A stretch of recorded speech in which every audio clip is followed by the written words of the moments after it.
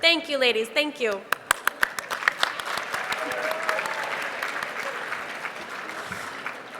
Good morning, everyone. Before we get started and open with our prayer this morning, we'll do a roll call for schools that are gathered here. If you don't hear your name, you'll hear it later today.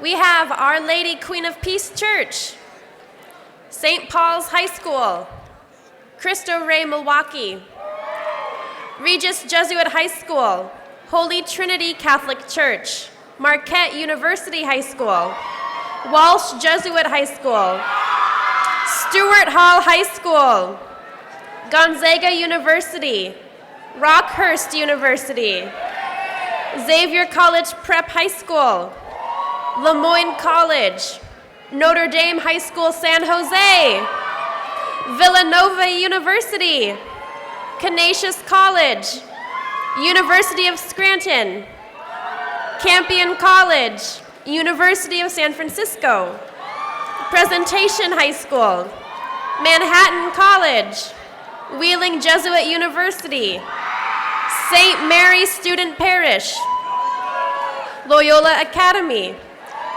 Jesuit College Prep School of Dallas, Loyola University of Chicago, Strake Jesuit College Prep, Loyola University, Maryland,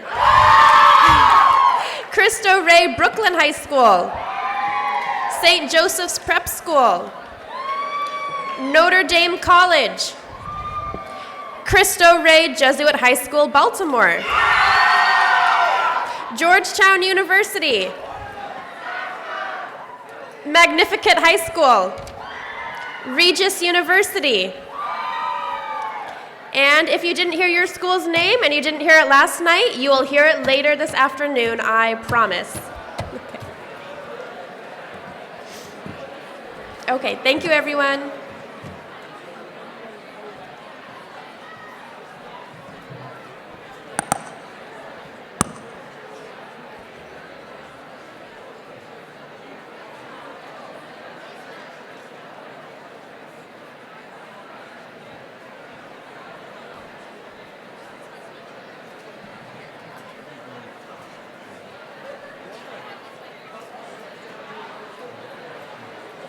Okay, now guys, we're going to have an opening prayer with our friends here. Come on up.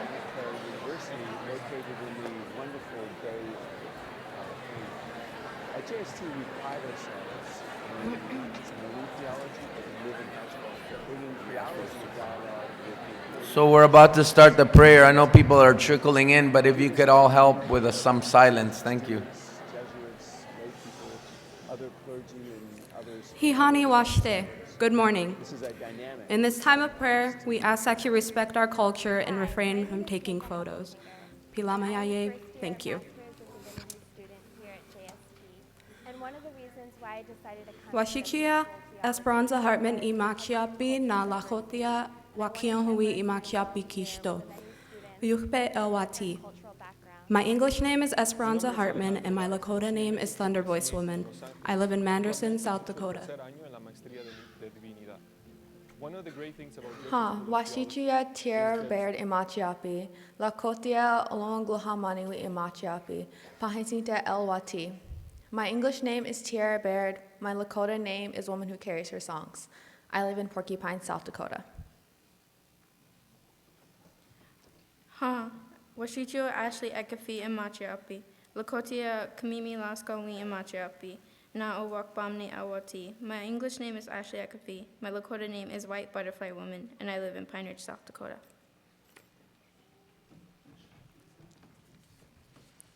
Wasichia Sedambari and Amachapi, Lokotia Maniche, Ogallala Elwati. My English name is Sedambari. I do not have a Lakota name, and I live in Ogallala, South Dakota. How? Washicha Eko Ekafi Amachapi, Lakotia Makbia Washdewi Amachapi, Chankpe Opi Elwati. My English name is Eko Ekafi. My Lakota name is Good Cloud Woman. I live in Wounded Knee, South Dakota. Tona yahipi ki iuha kyante washtea nape kiuzapi kishto. To all of you gathered here, I welcome you with a good heart. Thank you for being here with us today as we pray with good intentions. We are from Red Cloud Indian School on the Pine Ridge Reservation in South Dakota. We pray with combined Lakota and Catholic values to Tunkashila, our Creator God, and Unkimacha, Grandmother Earth. One thing very significant to Lakota culture is sage, which we have used in this room to cleanse the space and get rid of bad energy. We will also be burning sage at the front of this room during the prayer. Join us as we pray to the 4 directions and ask for guidance. Inashipe, please stand.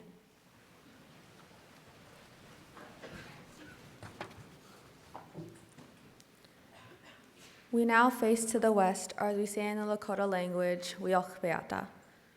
Please stand to face the back of the wall. In the medicine wheel, we represent west with the color of black. We connect this direction with the thunder beings.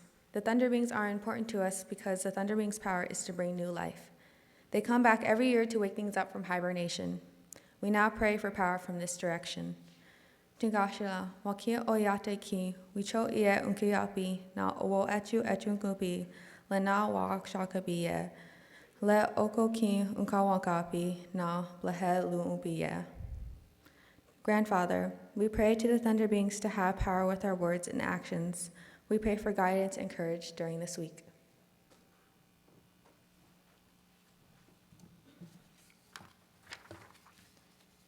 We now face the north, or as we say in Lakota language, Wajiata. Please turn to the right. In the medicine wheel, we represent the Wajiata with the color red. We connect this direction with the Buffalo Nation. The Buffalo Nation is important to us because it sustained our people with nourishment. The direction stands for hardships and discomfort to people. North represents the trials people must endure and the cleansing they must undergo.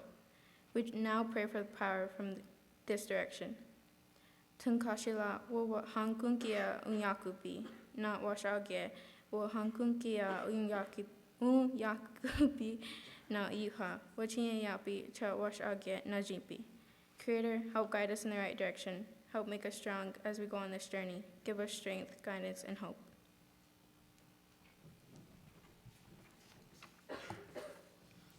We now face to the east, or as we say in Lakota language, Wiyohiyampata. In the medicine wheel, we represent the east as the color of yellow. Yellow stands for the rising sun. We connect this direction with the elk or deer nation. Elk and deer are important to us because they are a sign of hope.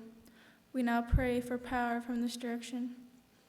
Dunkashila, Oyonki Yapaye, Wowanchiye, Ayonku Yampaye, Wacha Unkwi, Lanao, Wayonki Yapaye, Kde Ea, Wacha Unkpia. Grandfather, we ask of you to help us bring new hope of change. We pray that our actions will help those in need and trouble.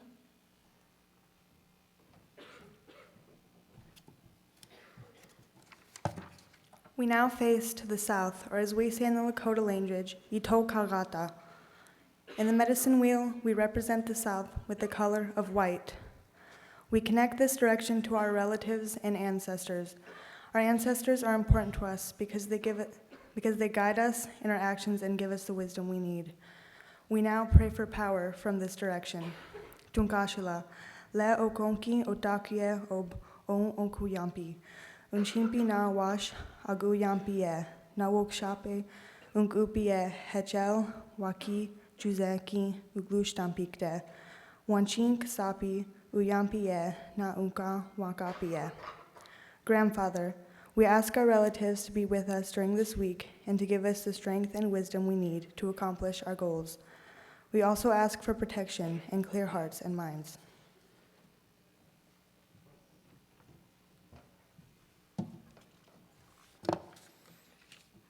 You may now sit down.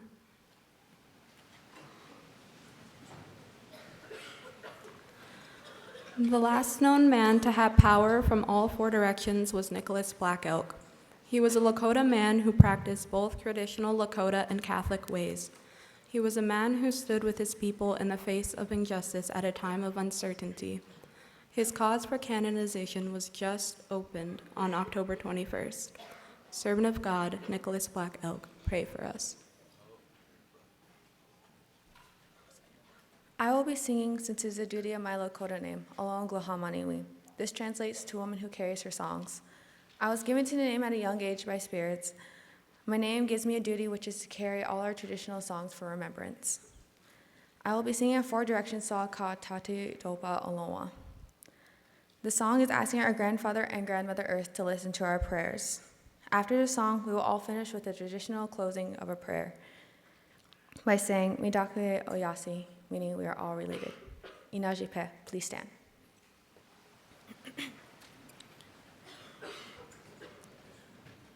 We ok bea takia etuai mi tunga shila ahing tua he anke he chekia chekia he ahing tua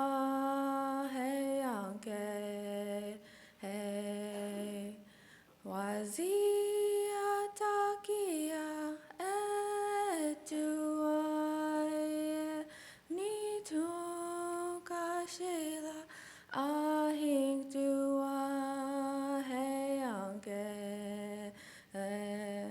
chekia chekia he ahing tua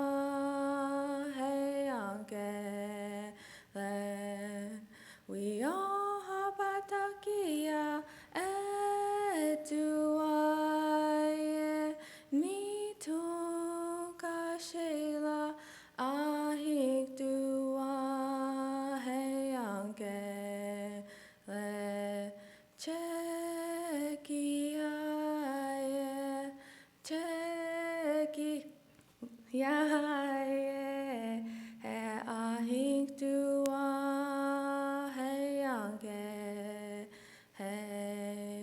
Itoga takia etuai ni tunga shila ahing tua he anke he chekia chekia he ahing tua he anke Hey, unchima kahana ona gopta hey anke hey chekia chekia hey ona gopta hey anke hey Midakuye Oyasi.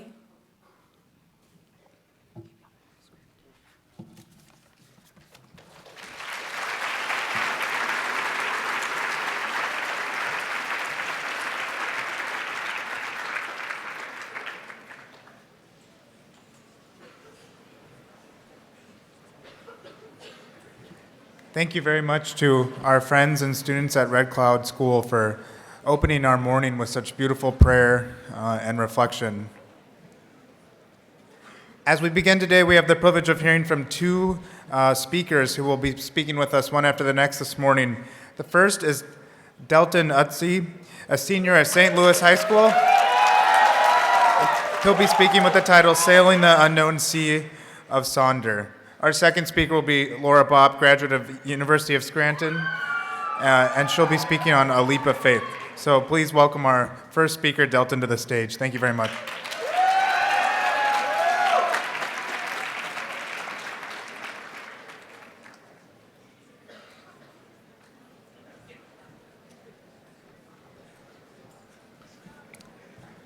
Good morning, everybody. Hi, my name is Delton, and this is my sailing into the unknown waters of Sonder. The bell rang, then our assistant principal made the following announcement over the PA system. This morning, Father Gibbons led us in prayer in anticipation of the verdict in the Jason Stockley case. We wanted to let you know that the verdict has been announced, and the judge found Stockley innocent of murder. If you are feeling angry or hurt right now, please reach out to the adults in the building and to your friends. There will be a meeting in the chapel right now for students who would like to process this announcement. Please be sensitive to the feelings of those around you today, not only here at school, but also in your homes, parishes, and neighborhoods. We continue to pray that we may bring the generosity of Jesus to the conversation and actions we take in the wake of this announcement. The announcement ended and everyone rushed to their lockers, seemingly unfazed. Like a number of students, I felt neither angry nor hurt. Officer Jason Stockley had shot and killed a black man, Anthony Lamar Smith, after a high-speed chase in 2011, but now, 6 years later, would officially face no legal consequences for Smith's death. I was indifferent because I'd honestly become accustomed to the idea of murder without consequences. It was not until I heard the remark, "Yes, I am so glad Stockley got off," from a fellow student in the halls that I became angry and upset. I could understand why some people in my school might be indifferent about the murder of Anthony Lamar Smith, but I just could not understand why some people actually seemed to be happy. Did somebody really just say yes to the loss of a human life? Overwhelmed with rage, distraught, and disappointed in my own apathetic attitude, I entered our chapel to attend the meeting of people who were as upset as I. In the chapel, I watched as my SLU community came together to display a true feeling of empathy and sorrow and grief at the loss of a life unjustly taken.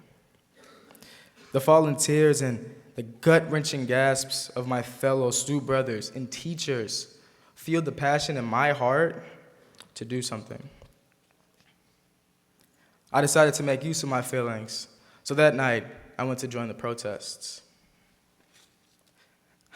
I have to say, the experience at the protest was beautiful. I remember the warm feeling I had chanting in the middle of a normally very busy street when our activist group met up with hundreds of protesters coming off the highway. The sight of such a large and diverse group of people would normally be intimidating, but instead was really reassuring. More than 1,000 St. Louisans were as upset and outraged as I at the injustice of it all. We continued to march on and chant as cars honked in approval. The moment was so peaceful that people literally waved at us from the windows in their homes, showing us so much love and support.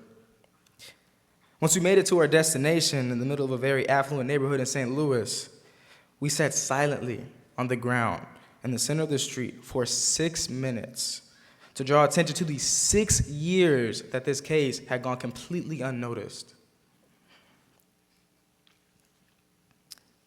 I'd like to share a concept with you. It is the idea that each random passerby is equally as vivid and complex, lives a life as equally and vivid and complex as your own. This concept is Sonder. Oh, it didn't come up. That's cool. Sonder is a word I hold so dear to me, I would tattoo it on my own heart. This concept is not a real word, but it comes from the Dictionary of Obscure Sorrows, an online database with concepts used to help express emotions. Sonder may be a difficult concept for some, so let me propose a thought experiment. If you would, take a moment and close your eyes. Imagine your life is a movie, starting from your birth. Picture your experiences and the people who are essential to your story. Like most movies, there will be people in the background of your story. Zoom in on those people in the background. What are the experiences and who are the people essential to their story? You can open your eyes. Sonder is focusing in on the people in the background of your story and striving to learn theirs. It is realizing that they are too complex to simply be an extra in your movie, but are actually the main star of their own. Oh, there it is.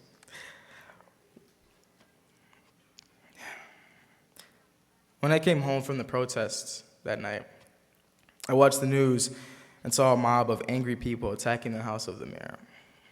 Once again, the media had failed to display a peaceful protest in St. Louis, and instead left all the viewers seeing only the negative effects of that Friday.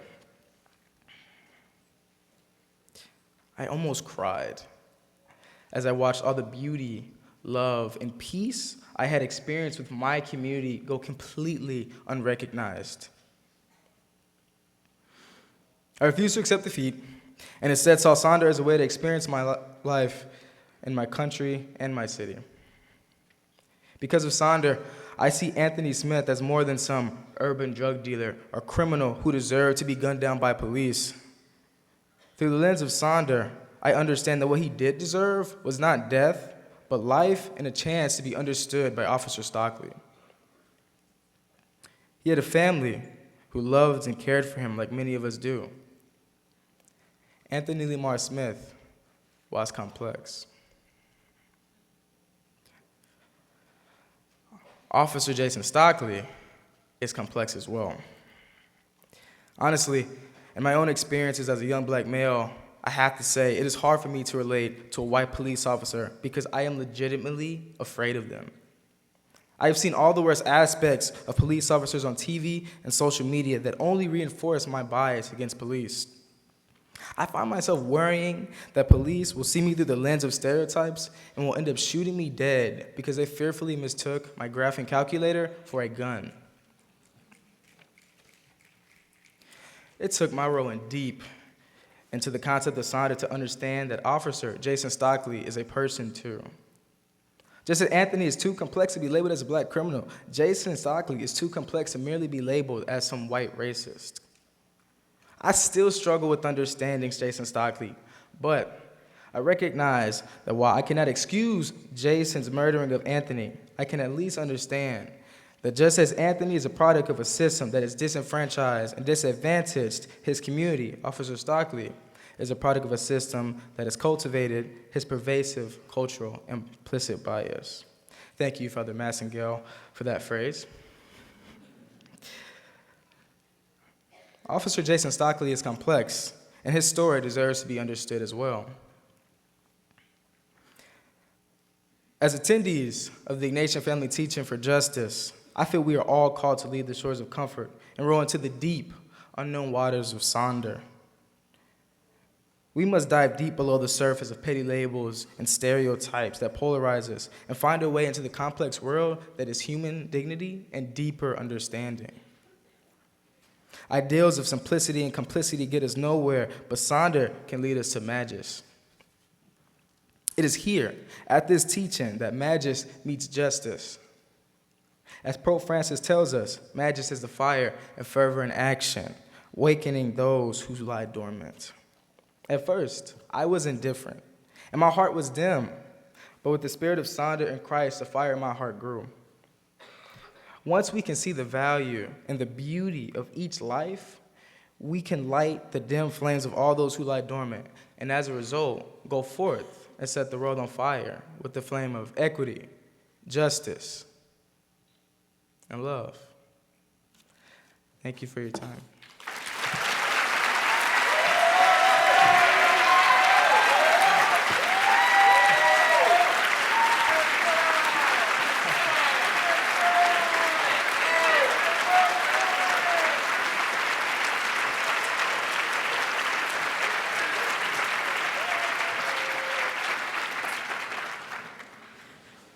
Good morning, IFTJ. How's everybody doing? So my name is Laura Bopp, and I'm a graduate of the University of Scranton. I'm also a member of the program Operation Teach, so I live in Baltimore and work as an English teacher while simultaneously getting my master's degree, and I live in community. I'm here today to tell you about how I put my faith into action and how you all can too.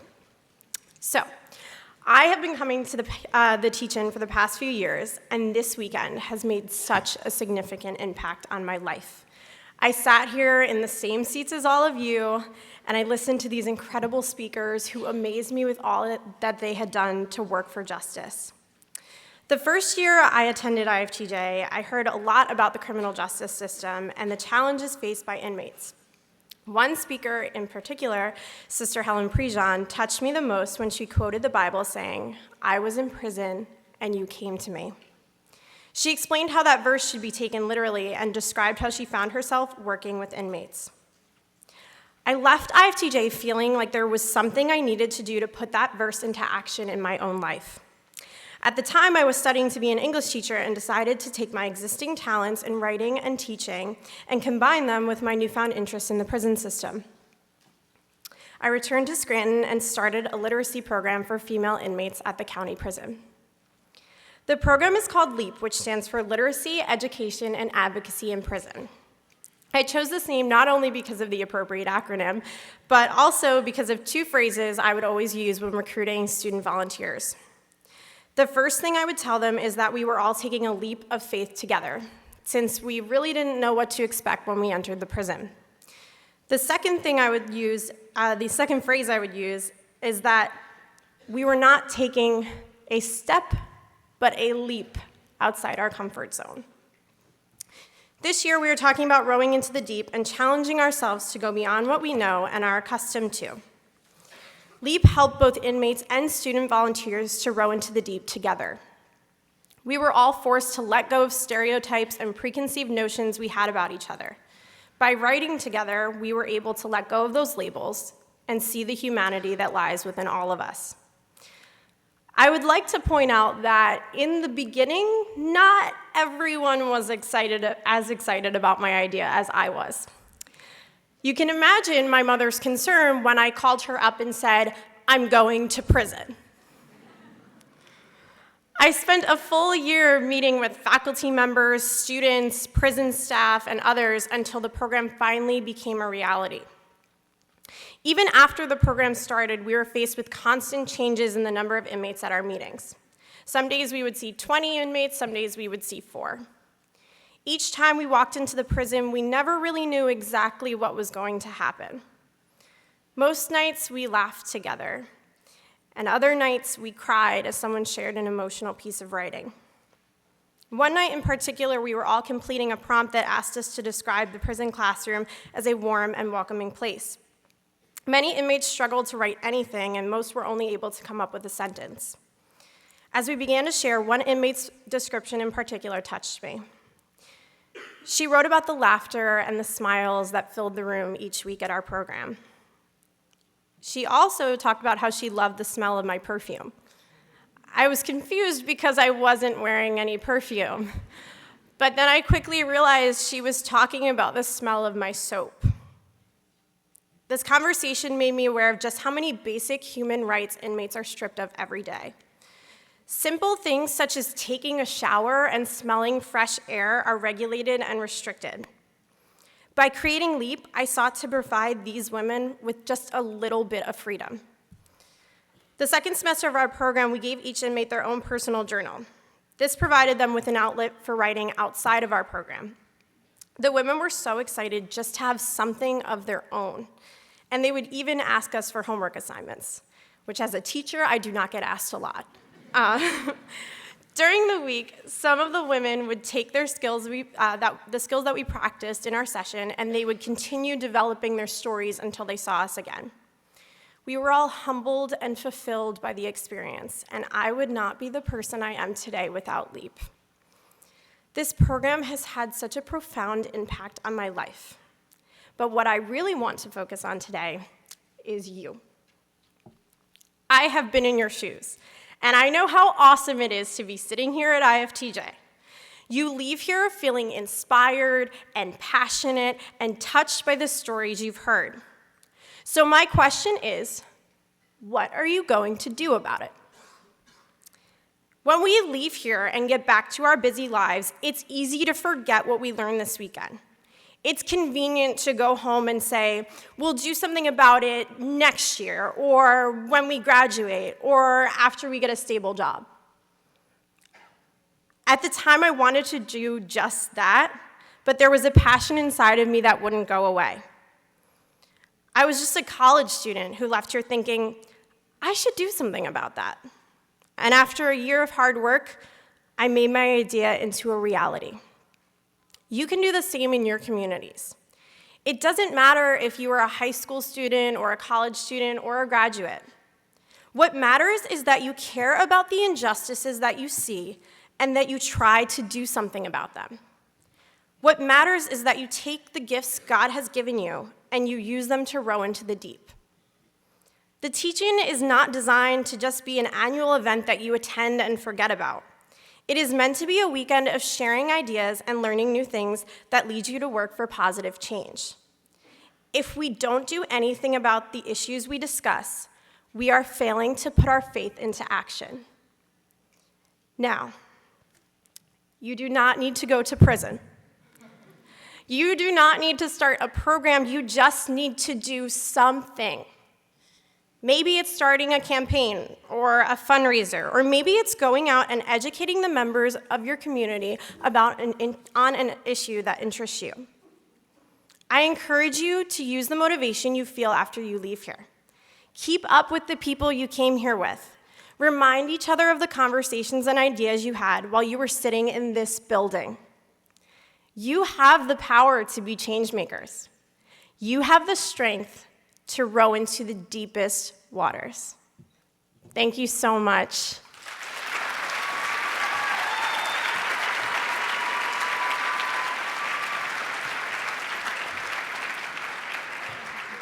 Thank you, Laura. I have to say, I interviewed Laura over video conference a number of months ago, and her energy, it comes out whether you're seeing it in person or live or via live stream. Hello to our live stream viewers right now. So thank you, Laura.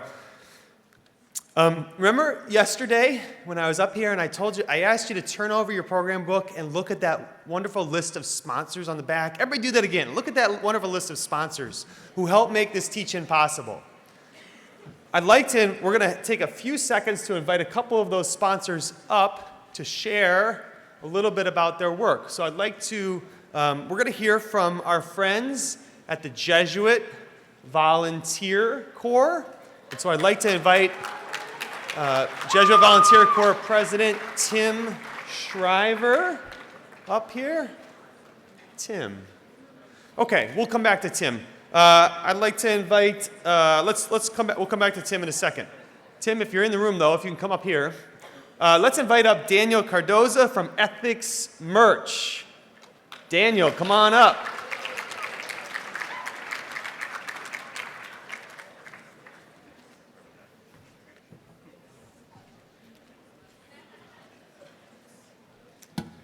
Good morning, everyone. My name is Daniel. I'm here representing Ethics Merch.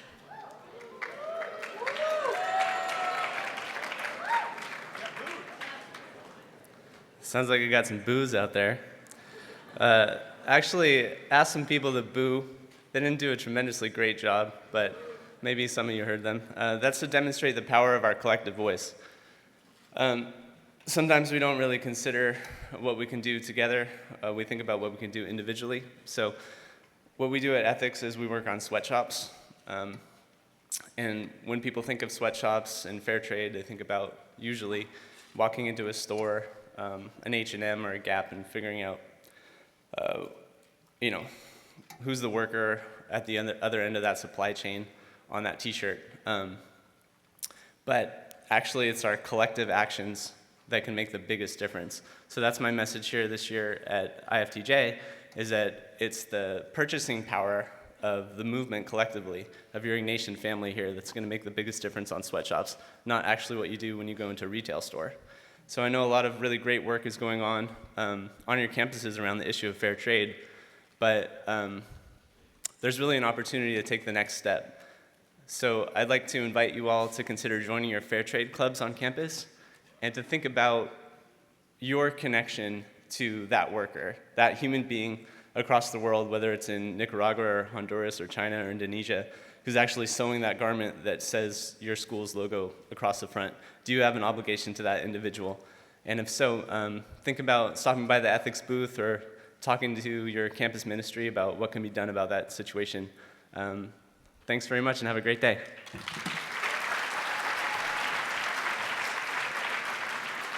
All right, thank you, Daniel. And just so you know, he had those boos planned. That was all staged. So nice work there, Daniel.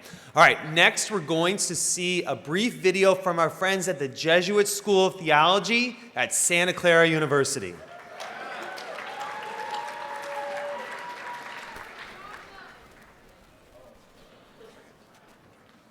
Hold on. We'll get it. We'll get it. There we go. Come back to the beginning.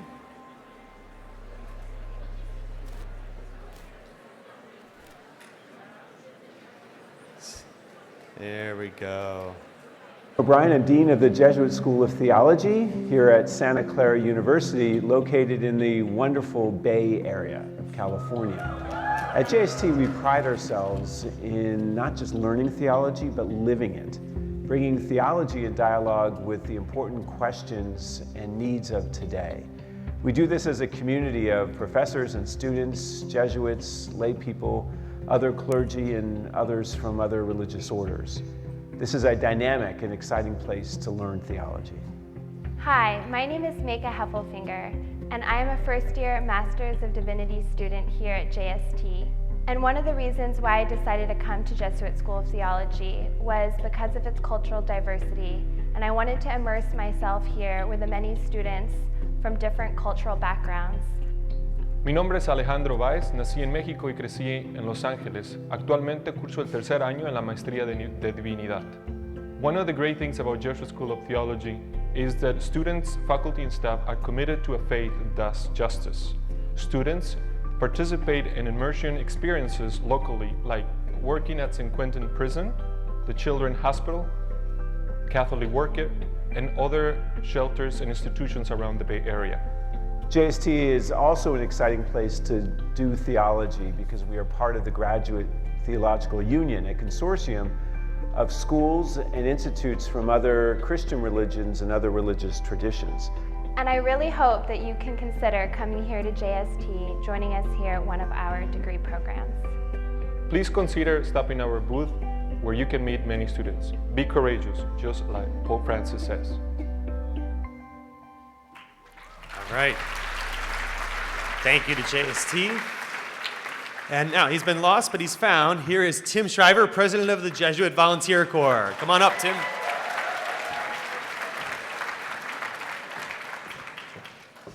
Sorry for missing you all earlier. Well, good morning. Again, my name's Tim Shriver. I serve as the president of the Jesuit Volunteer Corps. And I just wanted to ask, if there are any JVs or FJVs in the room, can you stand up for a second? Can you make some noise? All right, look at that.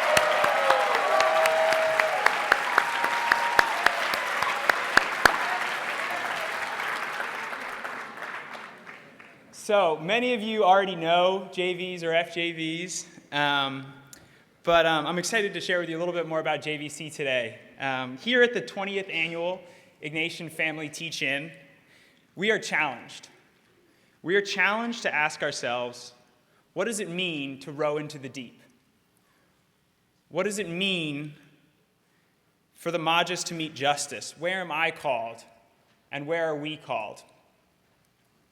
JVC is the opportunity to row into the deep of community, living in intentional community with otherwise complete strangers, into the deep of spirituality, exploring your relationship with God and the community around you, into the deep of simple living, challenging yourself to question what do you want versus what do you really need, and into the deep of social justice, committing to work full-time in the communities where you serve and where you live, offering vital service. I want to share with you one story of a Jesuit volunteer rowing into the deep. This was a story I heard from a volunteer when I had just took this job a couple of years ago, and she was a volunteer serving in the Bronx at an agency called Part of the Solution. which is an incredible agency that offers everything from soup kitchen to shelter to legal services to a barber shop for people in need in the Bronx.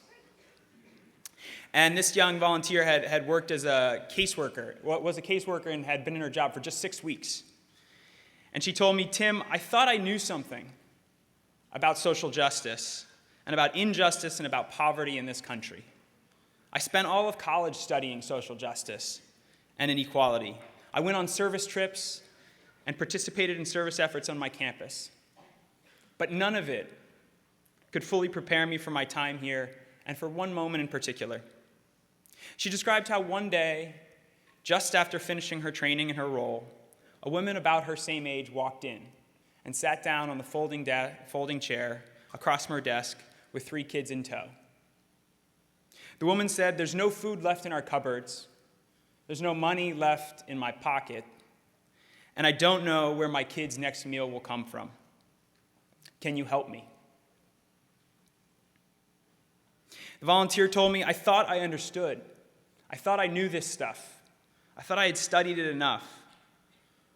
But it was only in this encounter with this very real and human experience of injustice in our country, in accompanying this mother in this moment of desperation, and in feeling how limited I was as a new caseworker in solving any of the daunting causes of injustice, that my understanding of injustice and poverty sunk deeper into my heart and into my gut, and out of simply an understanding in my head. For me, this is the magis meeting justice, God calling one person into the challenge and responsibility of encountering and accompanying another in the face of injustice. This is the core challenge of JVC. If you are interested in rowing into the deep in this way, exploring what the magis meeting justice means for you, if you want to learn more about this path, I would ask you to find one of the people that was standing up, a JV, an FJV, one of our JVC staff. You'll see the stickers everywhere. And ask them a simple question. What did rowing into the deep mean for you? Thank you.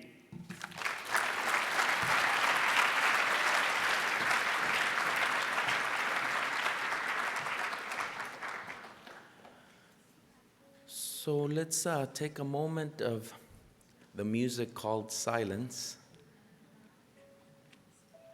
We've heard some deep wisdom, involved ourselves in prayer.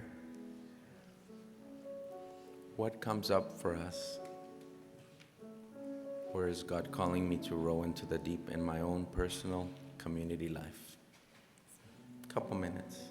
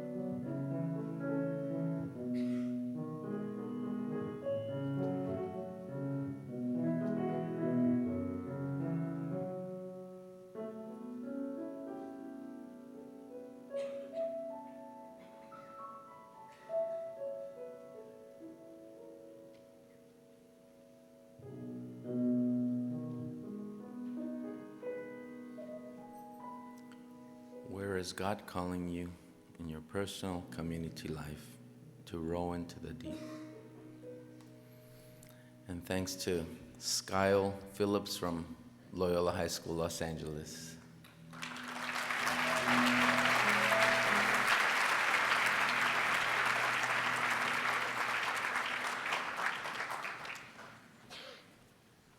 Thank you, Francisco, and thank you, Skyle. That was beautiful. Hi, everyone. Back again. As a Jesuit-inspired community, we are called to be contemplatives in action. Discernment is the Jesuits' favorite word. This conference, the speakers and breakout sessions, give us the space to be contemplative, the space to think. But Monday is about action. Action that this country desperately requires right now. This year's advocacy priorities will be immigration reform and criminal justice reform. On Monday, over 1,400 IFTJ participants will head to Capitol Hill to share stories, facts, and ask for more just policies with their elected officials. Who's going to the Hill on Monday? Yay! It's exciting. Going to Capitol Hill to speak with your legislator is really exciting. I love it. Matt Cuff, who is the Senior Policy Associate for the Jesuit Conference, is here, and he will now provide our criminal justice and mass incarceration policy briefing. Please welcome to the stage Matt Cuff, everyone. Thank you.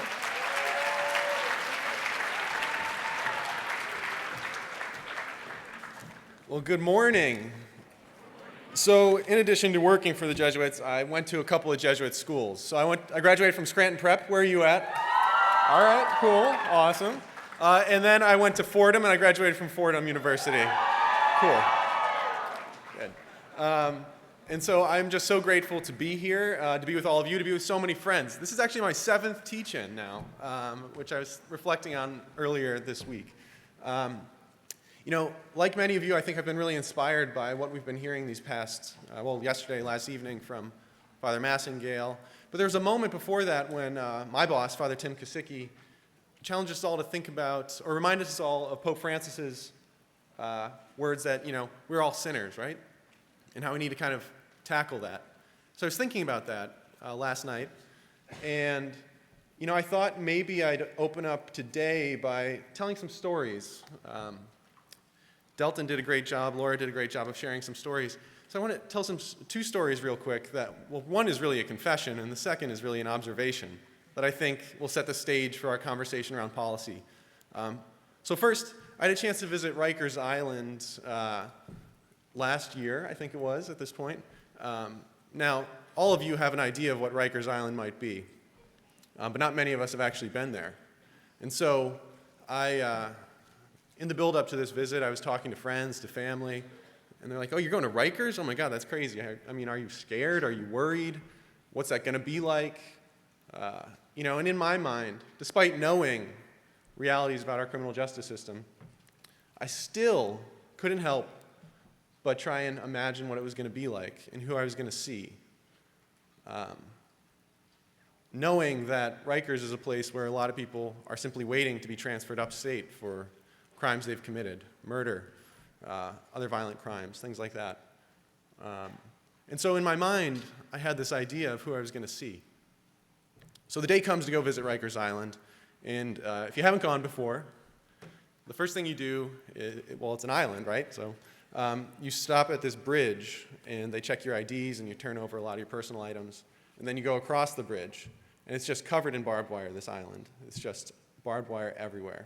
And then you go into whichever unit you're going to go visit. And so I go in, and I get to spend some time with the inmates there. And now, remember I just said I built up in my mind this idea of who I was going to see, what they were going to be like. But it just so happened that that day, I was visiting the juvenile wing at Rikers Island. And so the young people that I got to spend time with were your age, even a little bit younger. I left Rikers Island that day, and I kept thinking to myself, these are just kids. These were just kids. They looked like so many of the kids at the teach-in. Why in my mind did I think I was going to see criminals? Why did I think I was going to see murderers? Why did I think I was going to see all of those things? So the confession I have to make today is that you see, as a white person, I've been programmed to think of the people in our criminal justice system as just that, as criminals. And so the second story I want to tell you that's really, I think, impacted my thinking around criminal justice. I get to go to a lot of jails and prisons. So I visited Angola State Penitentiary in Louisiana this last April. So Angola is one of the most notorious correctional institutions in this country. If you go to the African American History Museum, they actually have one of the towers from Angola in the building. You know, they actually had to put that tower in before they put the roof on the building. That's how big it is. So you can definitely check it out. It's one of the main attractions there. But when you go to Angola, it's a working prison. So anybody who's sentenced to Angola, if they're physically able, is required to work. There's a variety of jobs, but the number one job being working the plantation. And so now Angola is actually historically built on plantation grounds. And so I am driving into Angola. It's on so much land. And I'm looking around. It's early in the morning, but it's hot, so hot already. And I see the correctional officers on their horses with their, cowboy hats on and their shotguns. And then I see below them these chain gangs picking, it's not cotton, but it might as well have been. And I noticed the color, and it wasn't white. So these are the two stories that have, I think, really informed a lot of my thinking lately around criminal justice, mass incarceration, and race. So today we're going to talk about, I want to do three things. So first, we'll talk about how we got here into this situation. Second, we're going to talk about what Congress is trying to do about it right now. And then third, we're going to talk about how we as a nation family can contribute to making some kind of change.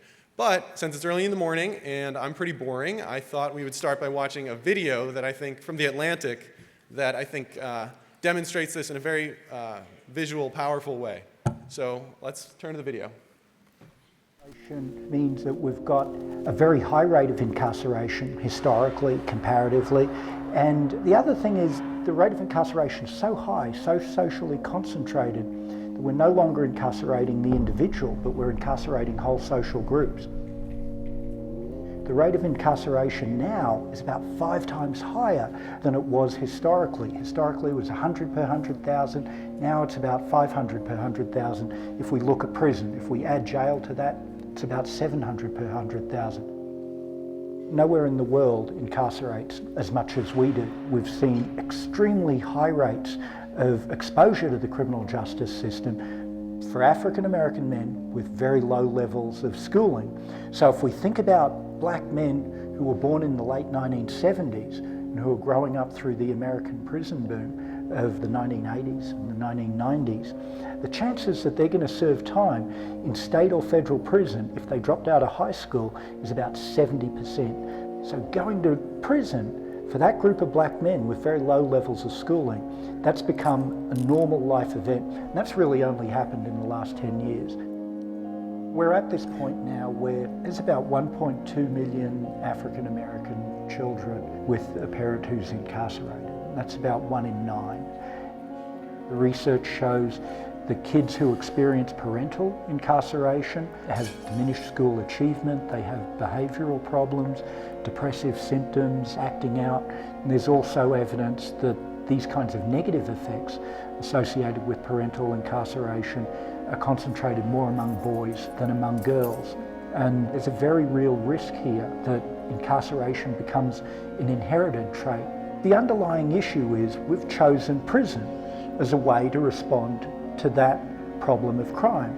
And there are a whole variety of ways that we could have chosen to respond to that problem of crime. We've chosen the response of the deprivation of liberty, and we've chosen the response of the deprivation of liberty for a historically aggrieved group whose liberty in the United States was never firmly established to begin with.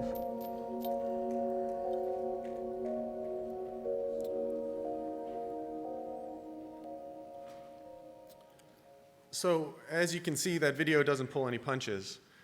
Nor should it, though. All the statistics you saw in there are true.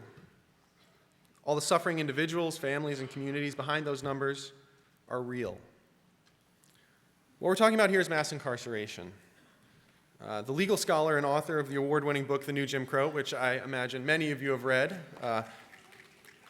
Michelle Alexander, she describes the impact of mass incarceration in this way, and its connection to race. So it's a long quote, but I think it's really a really good one.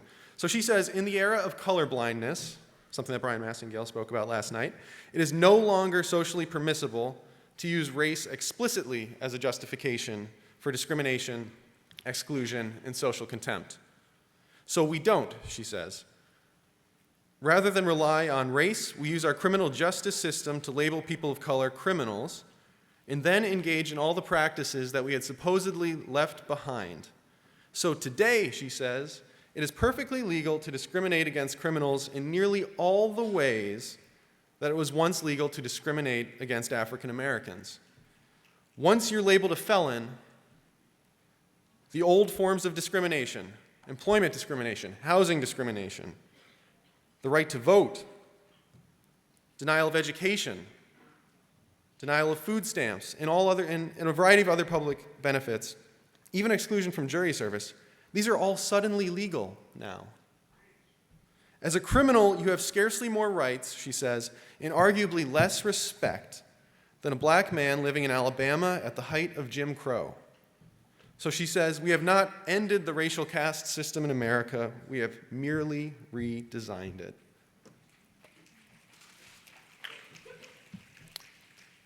So, how did we get here? How did this happen?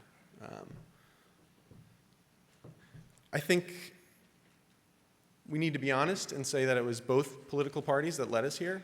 Both political parties bought into this notion that Americans are terrified of crime.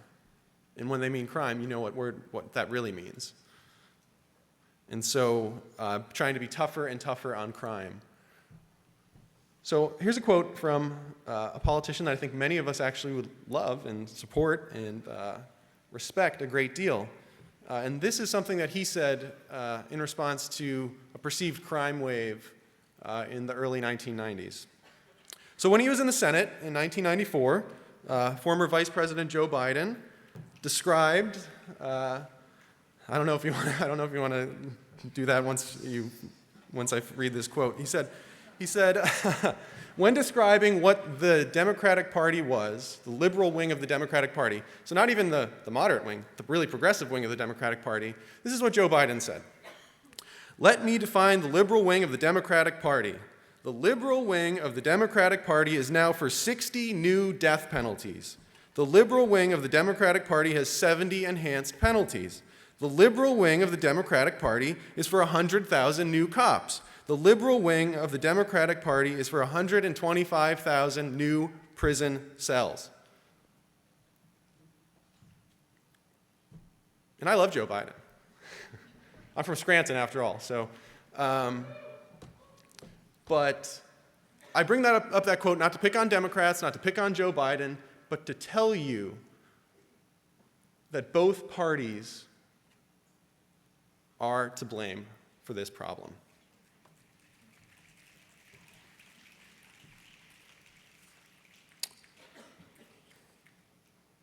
So, you have, I hope you did your homework before you came here. You had all the talking points and the backgrounders on mass incarceration and race. I'm not going to get so much into those, but I do want to pivot and talk about what's actually happening on Capitol Hill these days. Because while it's true that both parties have been equally to blame for this crisis, I've seen in my conversations with elected officials and their staff on Capitol Hill that both parties have a sincere interest in trying to change the system. Criminal justice reform has become this kind of bipartisan consensus for a variety of different reasons. Those reasons to us don't matter. We're trying to advance some kind of good here and change this mass incarceration system. So we just want to push this across the finish line. So in the Senate, we have a bill called the Sentencing Reform and Corrections Act. It's a bipartisan bill that would give judges more freedom not to use mandatory minimum sentences. So a mandatory minimum sentence, basically it ties the judge's hands. So if you get convicted of a crime, the judge has to look at, basically says, okay, so you're guilty of this crime, and it's the second time you did it, so therefore you automatically get 10-year sentence. And there's nothing a judge can do about it. It doesn't take into account the circumstances of that individual's crime or anything like that. So this would allow judges more freedom to not use those kinds of things. Oh, and by the way, just one example of how mandatory minimums and race and racism are connected. Studies have shown that when the defendant is black, prosecutors have sought to use a mandatory minimum sentence two times, so double the amount that they would if the defendant were white. So those are statistics that we have to kind of show the role that mandatory minimum sentences play here. So this bill would also reimagine prison programming so that individuals are better equipped to leave prison and come back into their communities. So included in your leave behind packet for Monday was actually a letter from my office, my boss, in support of this legislation that we hope you'll leave behind. So the House of Representatives is also looking at a variety of criminal justice reform bills. Unfortunately, though, in the House, there is no bipartisan bill that would address sentencing reform. And so sentencing reform is the thing sentencing policies have been the thing that's really driving the increase into prisons. And so what we say as an Ignatian family is that without sentencing reform, we really won't begin to dismantle this mass incarceration system. So if you're in a House meeting tomorrow and the staff bring up all these different criminal justice bills that are pretty good, do some really important things, but don't touch that really important issue of sentencing, it's important that you let them know that real reform must include the cause of the problem, right? And what's the big cause? Our sentencing policies. Unfortunately, neither chamber is seriously looking at law enforcement reform, voting rights restoration, or ending the death penalty, and many of the other issues that we've highlighted here today. That's the reality we're kind of living in. And so that leads me to my final point. So we as Ignatian advocates are called to share a comprehensive vision for a racially just system. And let's be honest, no one piece of legislation can get us there and can build that. So when you're on the Hill, you need to remind those staff members you're talking about of what that vision is. So it ensures that law enforcement is carried out in a non-biased, accountable, and community-oriented way. It means we ensure defendants of color have access to the same quality defense as their white counterparts. It reforms sentencing policies to reflect every individual's God-given human dignity. And it reduces barriers that limit economic and civil rights of the people leaving prison. And it increases restorative justice processes that identify harm and focus on healing. So, I wanted to leave you with this. These past few years, these past few months, have reminded us all once more just how much work our country needs to do. In dark times like these, I am reminded of some of the words from the famous African-American author and activist James Baldwin. So, like the Old Testament prophets, James Baldwin continuously called us to right relationship with our God, with each other. And so, here's something, the way he ends his classic book, The Fire Next Time. So this is a quote from Baldwin. If we, and now I mean the relatively conscious whites and relatively conscious blacks, do not falter in our duty now, we may be able to end this racial nightmare and achieve our country and change the history of the world. If we do not now dare everything, the fulfillment of that prophecy, recreated from the Bible in songs from slaves, will be upon us. God gave Noah the rainbow sign and said, no more water, but fire next time. So I want to thank you so much for being here and for going up on the Hill tomorrow. There are going to be many opportunities the rest of the day to get deeper, to really row into the deep on specific issues around the criminal justice system. So I hope you go, you take those opportunities. And I'm just so grateful that you'll be on the Hill tomorrow. Our country needs you, and you're going to do a great job. So thank you.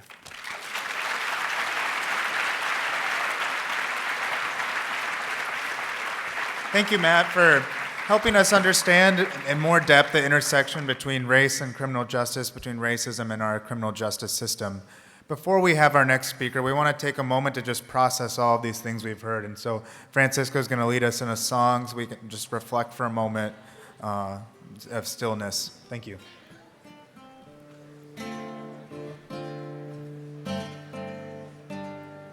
So, wait, it's not background music, folks. Not time to take a break. It's a time to reflect with a song. Lyrics are coming up. It's called Our Children Are Sacred. Facing incarceration, facing the realities to which we are called to respond. And we'll respond with a song. It was written for the children crossing the border, but our children, as Matt just told us in this visit to Rikers, are being incarcerated of all throughout this nation.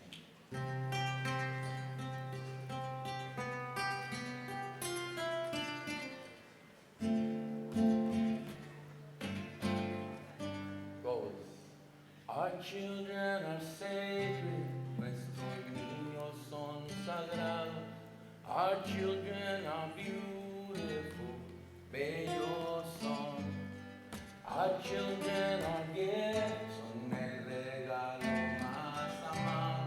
Our children are sacred, sagrados son.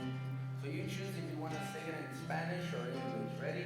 Our children are sacred, nuestros niños son sagrados. Our children are beautiful, bellos son. Our children are gifts. Our children are sacred, sagrados son.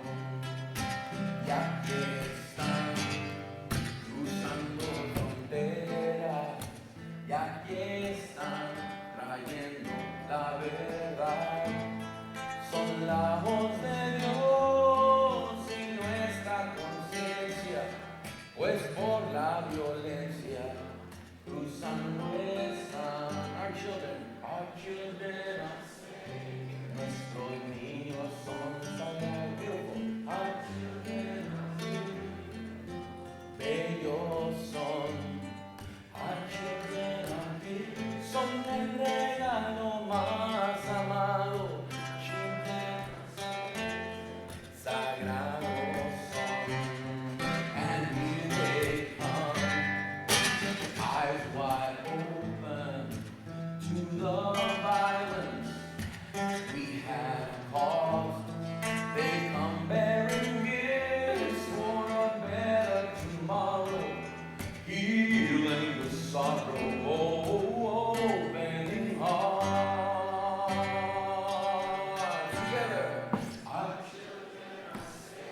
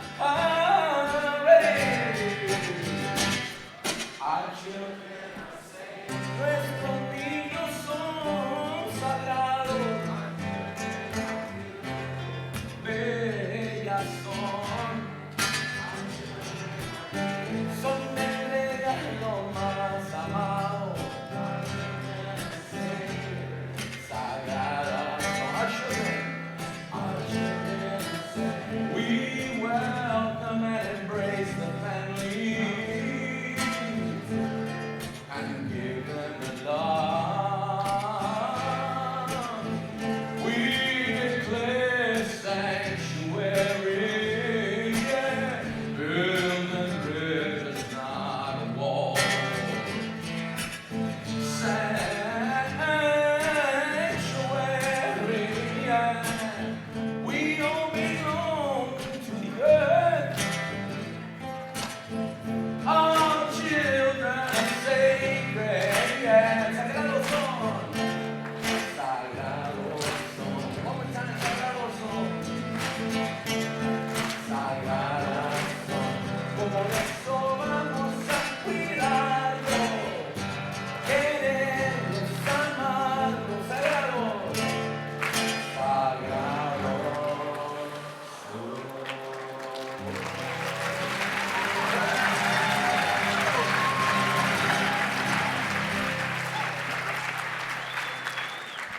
Thanks very much, Francisco. And now it is my deep honor and pleasure to introduce, with great enthusiasm and delight, our next speaker, Sister Patricia Chappell, who will speak with us this morning. Born and raised in New Haven, Connecticut, the oldest of 7 children, Sister Chappell is a member of the Sisters of Notre Dame of Namur. She holds a master's degree in social work from the Catholic University of America and received her accreditation from the Academy of Certified Social Workers, Incorporated. She is a licensed social worker in the District of Columbia, right across the river, which you'll all go to tomorrow. From 1981 to 1989, Sister was employed with Shalom, Inc., located in Philadelphia, Pennsylvania, doing extensive work in the field of substance abuse. Her primary area was providing intervention services to African American youth and families. She was also employed as a family therapist with Philadelphia Child Guidance Clinic. And she's involved now and throughout her work in several professional and religious organizations throughout the entire United States. Sister served as the full-time president of the National Black Sisters Conference from 1995 to 2001. And under her leadership, the National Black Sisters Conference sponsored the first national gathering for Black Catholic women in July of 2011, pretty recently. That same year, that same month, she served on the provincial leadership team of the Sisters of Notre Dame Namur, Connecticut province, and she was the first African American to serve in this capacity. She is the co-chair of the USA Sisters of Notre Dame Namur anti-racism team. And with delight, I would like to say too that same year, she became the first African American executive director of Pax Christi USA, which is the national Catholic peace and justice movement located here in Washington, D.C. And she's going to speak with us now about her work, and so please give her a round of applause as she comes to the stage today.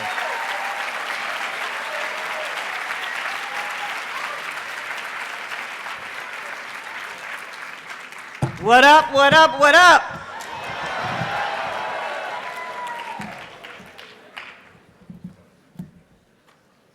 It is indeed a pleasure for me to stand before you, my young brothers and sisters, because y'all got it going on. Y'all got it going on. I truly believe in what you all have the collective power to do, that some of us have been scared to do. So what I need to say to you all today is, I'm snatching the covers off. Is that all right with you? We got to snatch the covers off, take the mask off, in order for us to move into the deep. Can somebody say amen around that?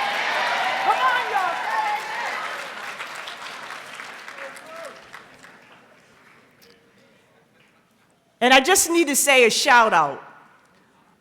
Omar, your godfather told me to tell you hello. So Omar, where you at, Omar? Brother Tyrone. All right, my brother.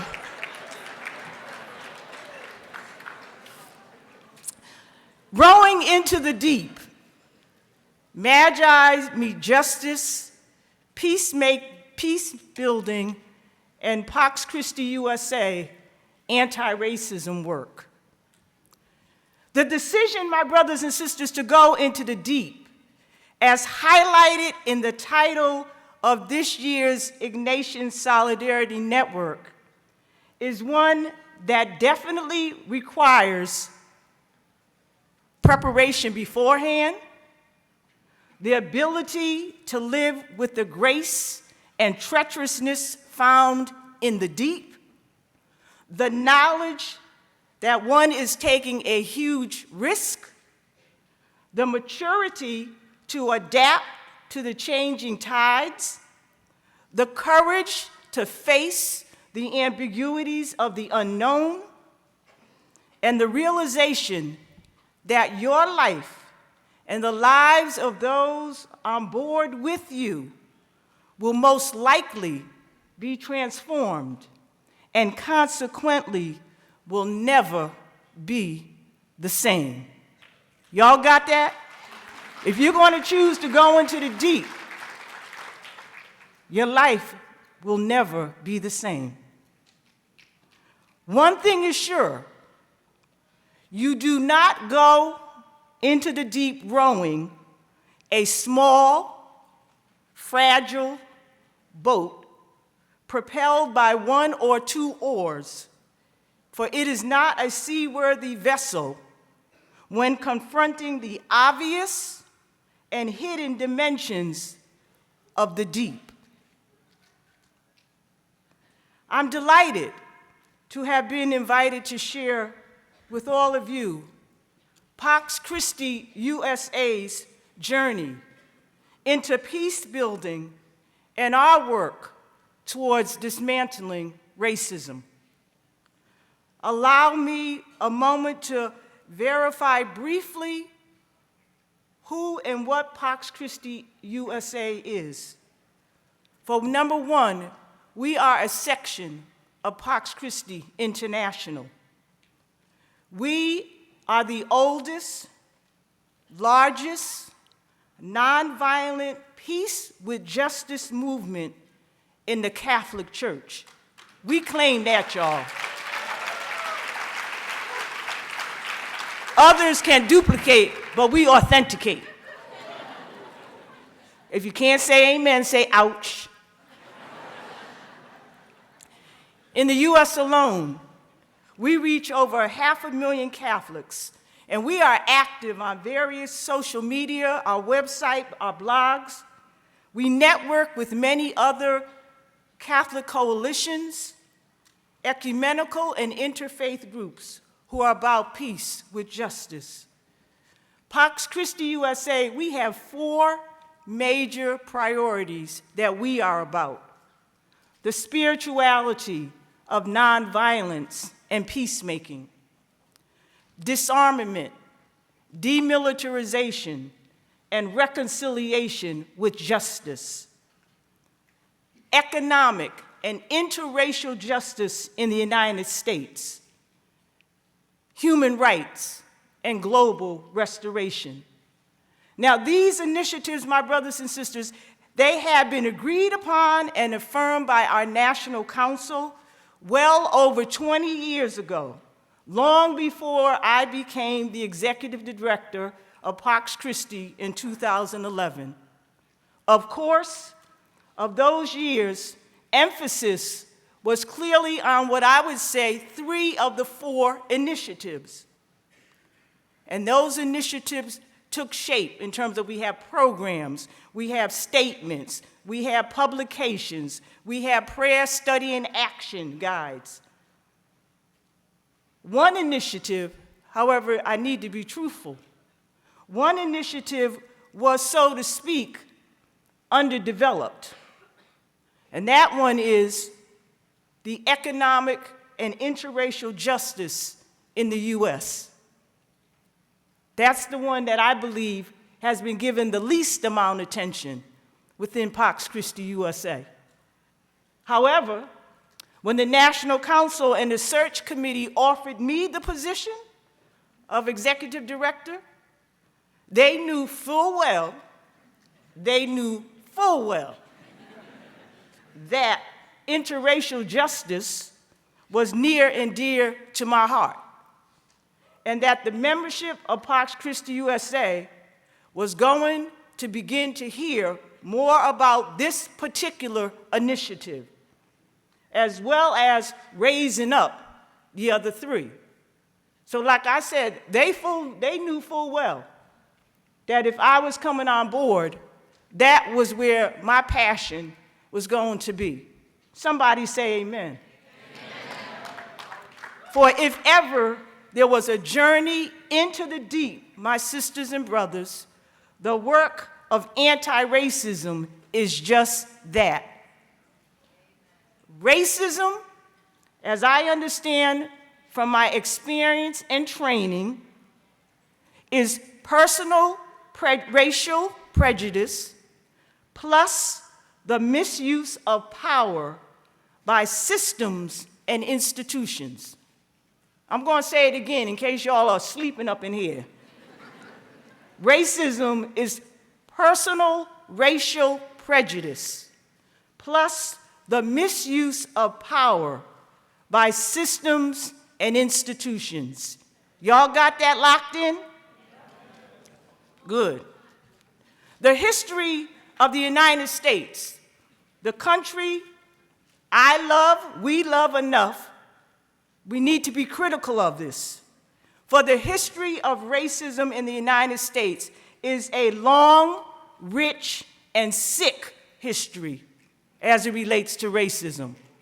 Okay? Long, rich, sick.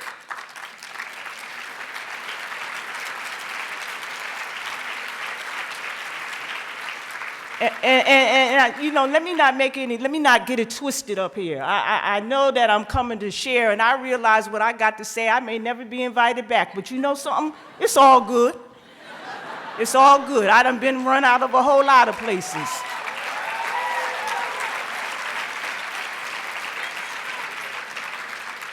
But let me break it on down to y'all a little bit about why I am saying that the history of the United States has a long, rich, and sick history when it comes to racism. The arrogance of European settlers to this country is clearly seen in naming this land the New World. The use and abuse of the native peoples who lived here prior to the European coming. The ragtag group of pilgrims too quickly forgot the freedom of religion, speech, and opportunity they sought by coming here, and they doled out the pain and oppression they fled from where they came from, but they oppressed the Native American brothers and sisters. The land that the Native peoples cherished was stolen as their religion and their culture. They were pushed into poverty and into reservations.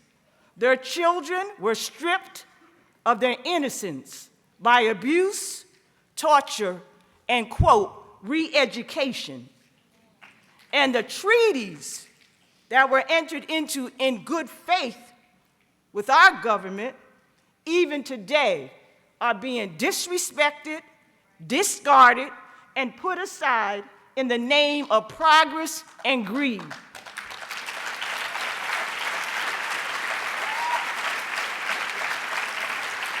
I told y'all I'm keeping it real, keeping it real. The 300+ years of slavery is a tragic testimony of the disease that has infected this country. Because of the inhumane treatment of our African ancestors, the buying and selling of human beings, the breaking up of families, the searing of children by raping the women who were owned by the master, all of this leaves millions of us like myself, unable to identify our ancestry because we were not deemed important enough to be called human.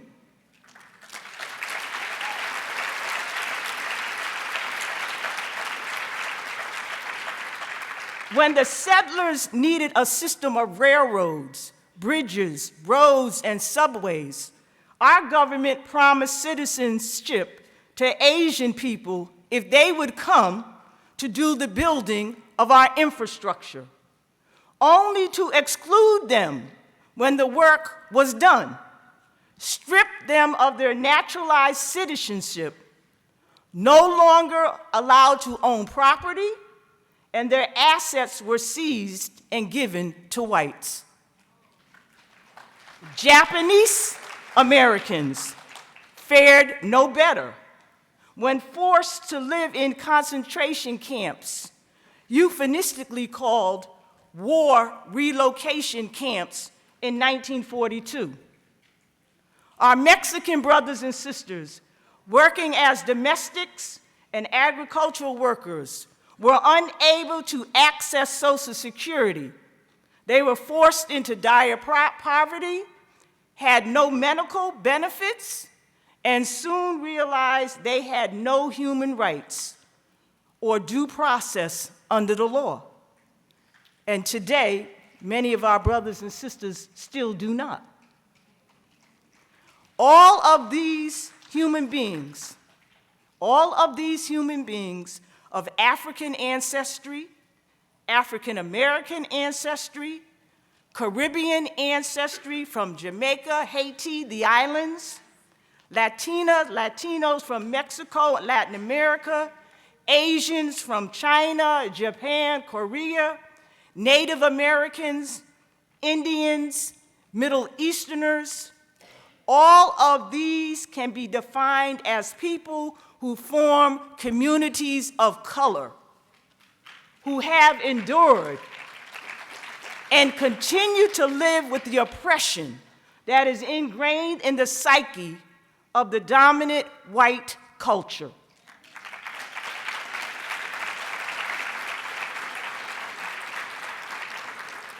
We know that those who took the words found on the Statue of Liberty seriously and arrived at Ellis Island, those Western Europeans, Italians, Irish, French, German, and the like, they faced their own kind of discrimination because they spoke a different language, ate different foods, and had different names. They suffered. Yes, they suffered. But history rather quickly forgot the differentness between visually they resembled the majority culture. They were white and were not subjected to the generations of violence, discrimination, marginalization, and victimization that we see in the communities of color today. If you can't say amen, say ouch. For my young brothers and sisters, history has taught us that all social systems in this country were created to ensure that the power and privilege would remain in the hands of white males, and when white women received the right to vote, they bought into that same privilege. There has never been an equal playing field in the legal system, the political system, the religious systems, the educational systems, the social service systems, the economic systems, and within the family systems. These systems were so structured, my brothers and sisters, so as to be the boot on the backs of communities of color, a boot that strangles them and does not allow them to move up and out of the oppression they experience on a daily basis. In the course of recent years, we have lived with myths and lies that had led us thinking that we were no longer a racist society. The civil rights movement and its offshoots surfaced the ugliness of racism, but that was balanced with the soul-searching quest for liberation and equality. During that time, there was a sense of maybe now was the time to experience the downfall of segregation and the Jim Crow laws. My brothers and sisters, that did not happen. We were also fed the myth that the ideal was to be colorblind when it came to accepting diversity.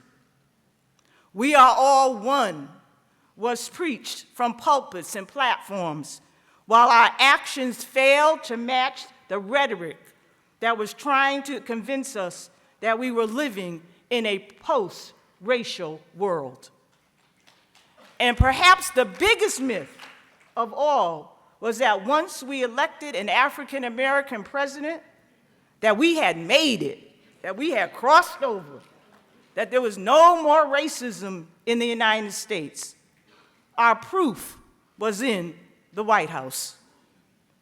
People of color, we knew all along that all of this was an illusion, a myth, a lie, that white people needed to believe so they could feel better. I gotta keep it real.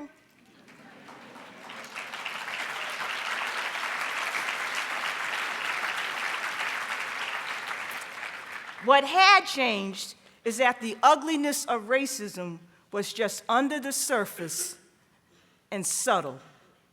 In 2013, Congress passed the Voter Rights Act in an attempt to make sure that President Obama would not be elected to a second term. Don't get it twisted. This act was aimed at minority voters, and what it did was it intended to discourage voting, because what did it do? It required a photo ID to vote. It slashed early voting, online and same-day registration. And then what we did was we moved into this thing called redistricting, okay, where we began to divide communities into voting districts and then not allowing out-of-district voting. Or we packed minority citizens in a few districts as possible, making the lines longer, the opportunity to vote more difficult, and saying that the polls would have to close. This act became law, but it did not achieve its intended result. For brother President Obama was reelected and stayed in the White House for another 4 years.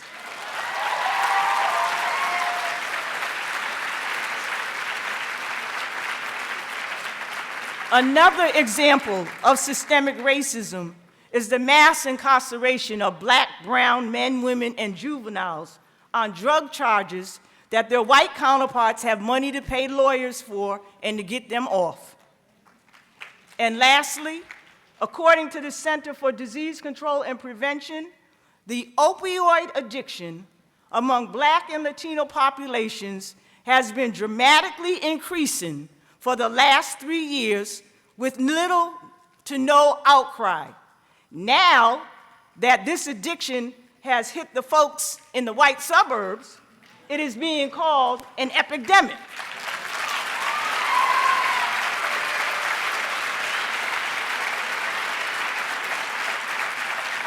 And only now are billions of federal and state dollars going into treatment and rehab. None of this is coincidence.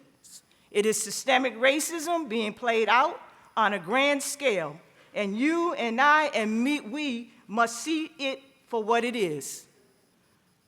Which brings us into the now. In the midst of an embarrassing 2 years of campaigning for the presidency of this country, where bullying, derogatory remarks, sarcasm, lies, bigotry, and racism raised its ugly head, Pax Christi USA went into the deep. In the days since the shock of November 8, 2017, where revenge, backbiting, shaming, and fabrications of reality are the norm, Pax Christi USA chooses to stay on the journey.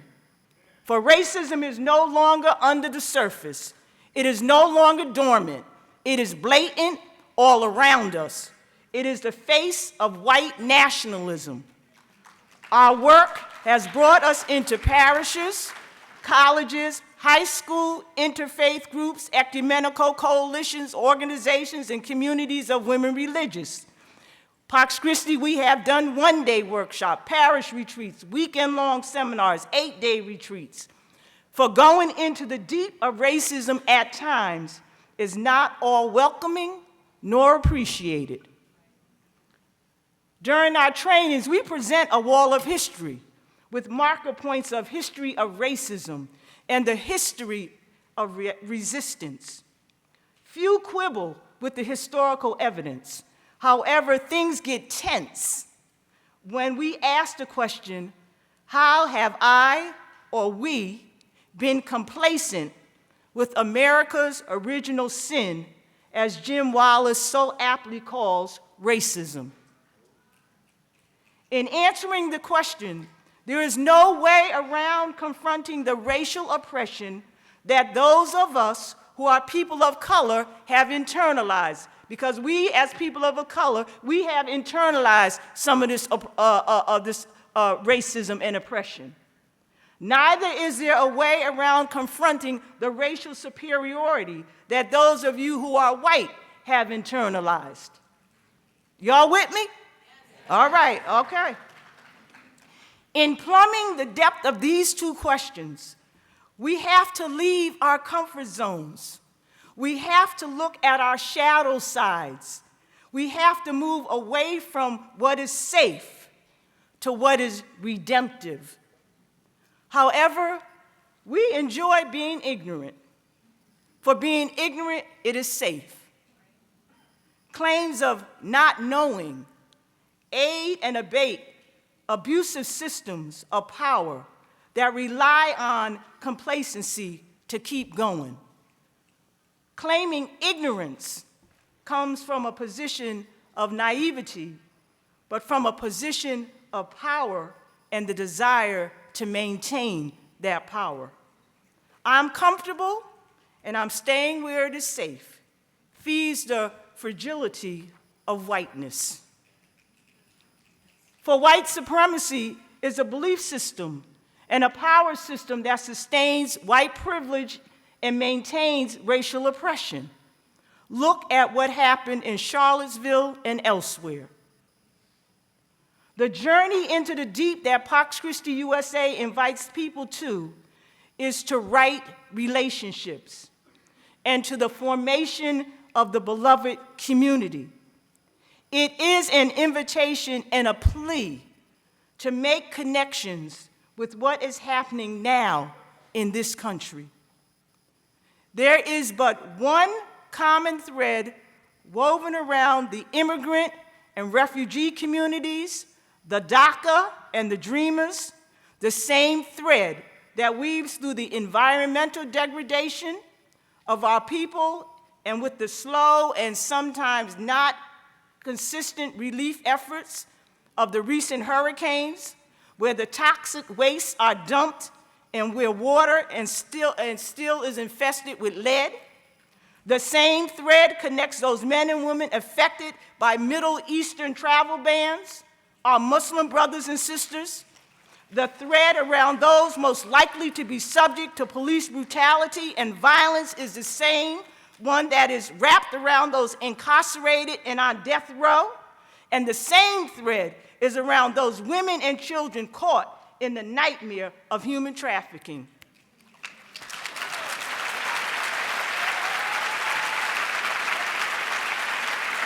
Do we even see the thread? Do we want to see it? Can we make the connections? The human beings who are trafficked, banned from every entry to this country, barely surviving in our prisons, living on nuclear dump sites, immigrants and refugees, those daily threatened with deportation are all people from communities of color. We don't want to see that fact. We think they are isolated incidents, coincidence. But my sisters and brothers, they are connected. We would rather argue, minimize, distort, and explain away the realities that white supremacy produces. We have to stop finding excuses to explain away the suffering and pain of racism.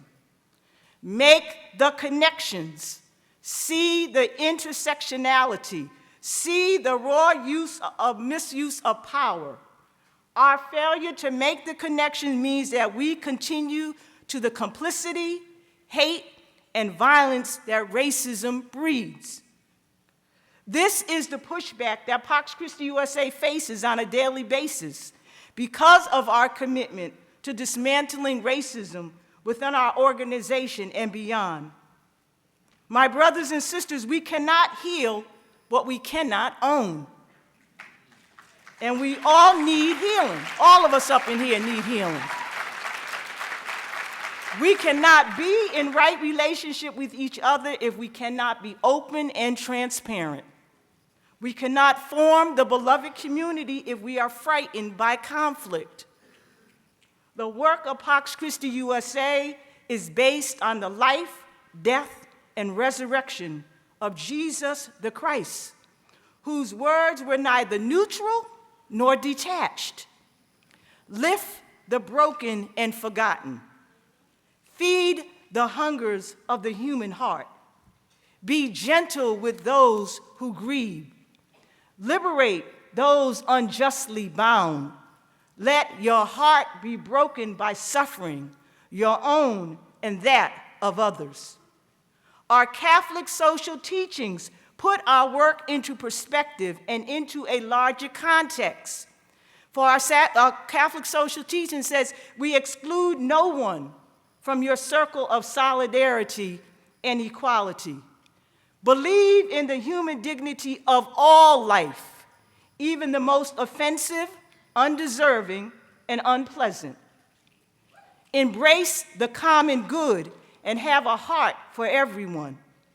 Use your participation and belonging to associations as a way of reminding others of those who are not at the table. Know that the preferential option for the poor includes you also. And realize that the stewardship is based on what is just and not what is fair. There's a difference between what is just and what is fair. Those of us in this room who are white are so steeped in it that you don't know how to begin being allies. Because you know a handful of people of color and you like to hang with them, and because you can speak another language, that does not make you an ally.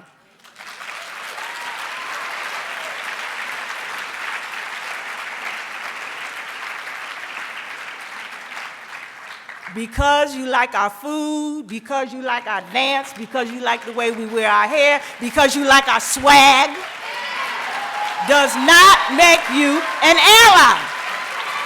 Come on, y'all. An ally, my sisters and brothers, does not make excuses for stepping into and taking from his or her white privilege and being hurtful. The words, "I'm sorry," are spoken much more frequently than "I didn't mean that." An ally does not have to have something to say all of the time about everything. We do not have to prove how liberal and anti-racist we are on a social media or elsewhere. We need to listen more. An ally needs to be about his or her own education on racist systems and institutions in this country. Asking people of color to do your white homework and to point out to those of you who are white what racism is irresponsible and quite honestly lazy. I could go on and on with the do's and don'ts of being an ally, but we, people of color, here we go, we also have homework to do. In order to heal from our internalized racial oppression, we need, as people of color, to stop pitting communities of color against each other. We too often scapegoat We too often scapegoat the Latina community with the Mexican one, the Puerto Rican community with the Islanders, the African-born community with the African Americans. We need to realize that the suffering and pain is suffering and pain, and that we are all in this struggle together for liberation together.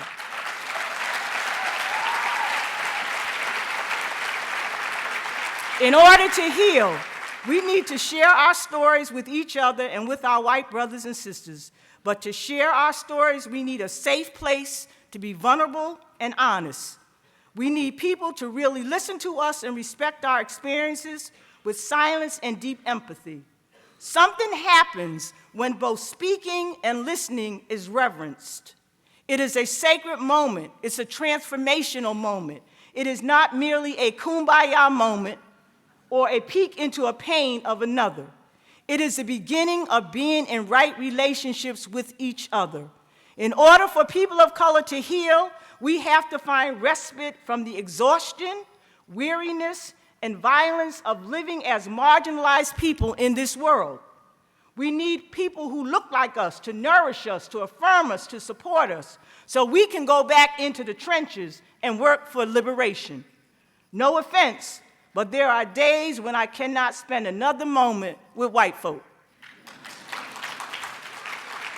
You as young adults, being tremendously gifts to the movement to bring about peace with justice, you are open to working through what it means to be an ally.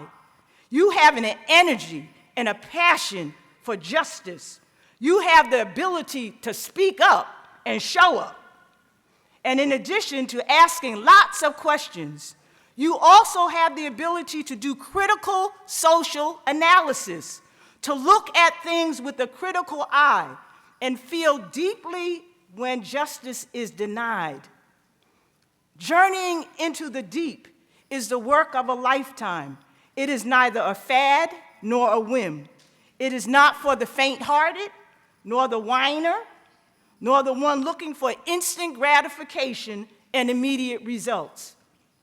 I read recently that I lose my moral right to speak on peace if I have not previously spoken on injustice. I lose my moral right to speak on peace if I have not previously spoken on injustice. This is our moment in history. My brothers and sisters, my young brothers and sisters, and we must shout from the housetops the injustices that we see all around us. For unless we do, we have no right to speak of, much less the desire, the peace we so deeply crave. Racism in the U.S. is our greatest injustice. It has crippled all of us in the human community.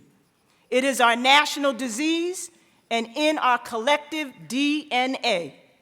While getting sick was not our fault, getting well and healing together is our responsibility.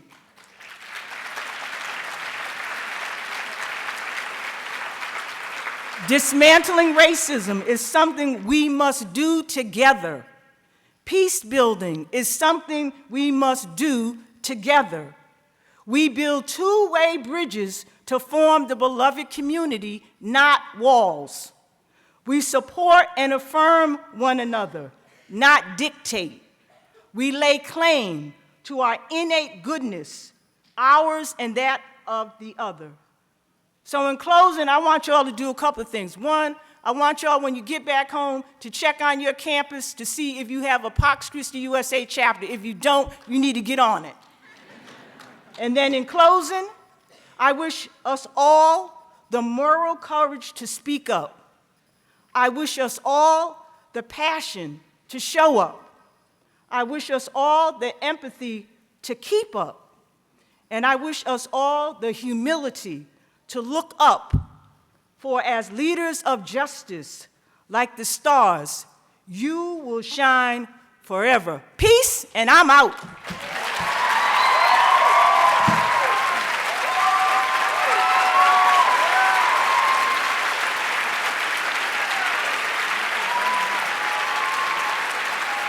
Wow, Sister Patty, everyone, give it up.